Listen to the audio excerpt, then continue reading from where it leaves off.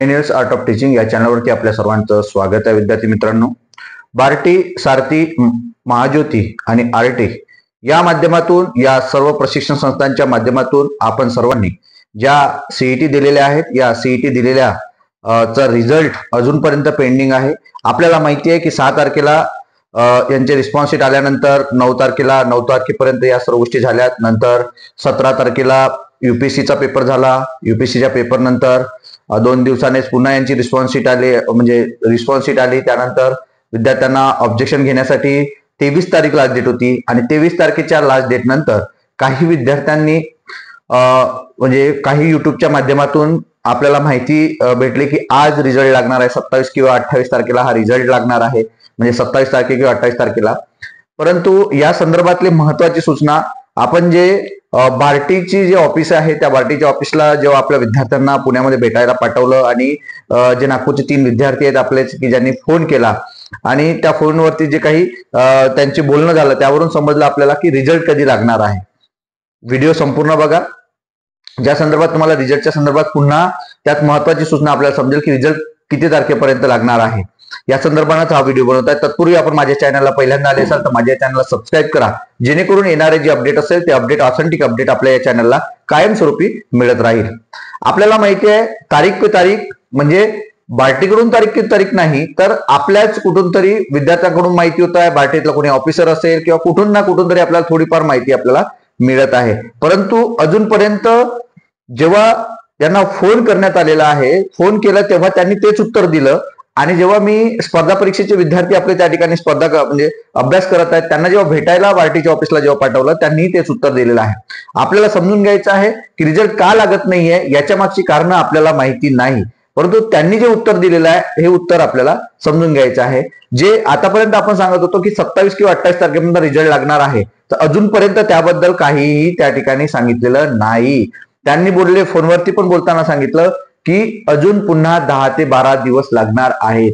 हे लक्षात घ्यायचं आहे. महत्वाची सूचना आहे की रिझल्ट कधी लागणार आहे, तर त्यांनी तेच उत्तर दिलं की 10 ते 12 दिवस पुन्हा लागेल. फोनवरून बोलल्यानंतर जेव्हा आपण भेटायला त्या ठिकाणी विद्यार्थी पाठवले, जे खुद्द ज्यांनी सीईटी दिलेली आहेत, जे एमपीसीची सीईटी दिली आहे, राजेश्वरीची सीईटी दिलेली आहेत, ते विद्यार्थ्यांना त्या ठिकाणी भेटायला पाठवले, तर त्यांनी सुद्धा त्या उत्तर तेच दिलं की अजूनपर्यंत आम्हाला सांगता येत नाही, परंतु 10 ते 12 दिवस लागेल, काम सुरू आहे, एवढं त्यांनी उत्तर दिलेलं आहे. म्हणून यानुसार आपल्याला समजून घ्यायचं आहे की आज रिझल्ट लागणार नाही, उद्या रिझल्ट लागणार नाही, हे आपल्याला या ठिकाणून यांच्या बोलण्यावरून आपल्याला दिसत आहे. म्हणून आपण जे वाट बघत आहोत, आपण चातकासारखी वाट बघत आहोत की मला एवढा स्कोर आहे, मला तेवढा स्कोर आहे, गेल्या वर्षीचा एवढा कट ऑफ होता, गेल्या वर्षीचा एवढा कट ऑफ होता, यावर्षी किती असायला पाहिजे, असे सुद्धा आपण व्हिडिओ बनवलेले आहेत. त्यावरती आपण सुद्धा अभ्यास केलेला आहे आणि यानुसार आपल्याला सांगितलेलं आहे.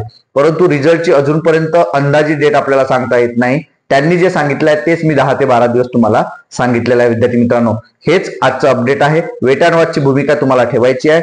हेच आजचं अपडेट होतं. हे अपडेट आपल्याला कसं वाटलं हे नक्की कमेंट बॉक्समध्ये कळवा आणि तुम्ही माझ्या चॅनलला मात्र सबस्क्राईब करा. महत्वाचा विषय असा की तुम्ही सुद्धा बार्टीच्या हेल्पलाईन नंबरवरती फोन करू शकता.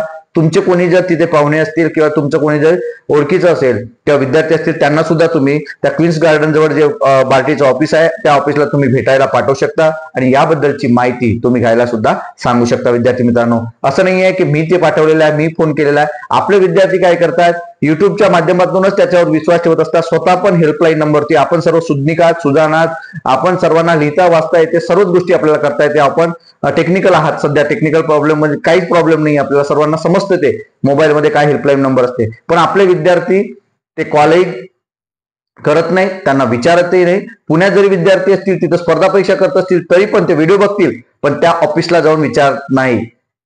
एवढी बेकार स्थिती आपली आहे आणि आपण मात्र याच याच्यावरती विश्वास ठेवत असतो. हे सुद्धा समजून घेणं गरजेचं आहे.